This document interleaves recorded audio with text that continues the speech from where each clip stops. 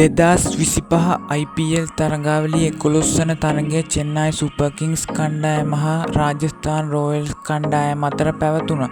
මෙහිදී චෙන්නයි සුපර් කිංග්ස් කණ්ඩායම මතීෂ පතිරණ නියෝජනය කර අතර වනිදු හසරංග හා මහීෂ් තීක්ෂණ යන ක්‍රීඩකයින් රාජස්ථාන් කණ්ඩායම නියෝජනය කළා.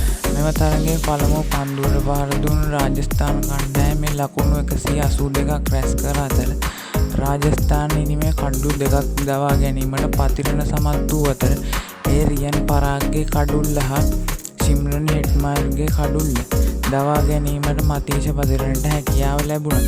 ජයග්‍රාහී 183 ඉලක්කයක් හඹා ගිය චෙන්නයි කණ්ඩායමේ කඩුළු 4ක් දවා ගැනීමට වනිදු හසරංගට හැකියාව ලැබුණා.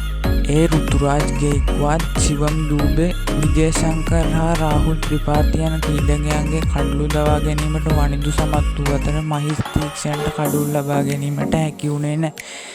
නමුත් තරගයේ අවසානයේ ජයග්‍රහණය කළේ රාජස්ථාන් රොයල්ස් කණ්ඩායම ලකුණු 6කින්. ඒ අනුව ප්‍රසාද ලකුණු සටහනේ පෙරමුණ ගැනීමට RCB කණ්ඩායම සමත් වූ අතර දිනෙන් දින උණුසුම් වන ක්‍රීඩා තොරතුරු නැරඹීමට දිනුවයි ස්පෝර්ට්ස් YouTube චැනලය සබ්ස්ක්‍රයිබ් කර අදම එකතු වෙන්න.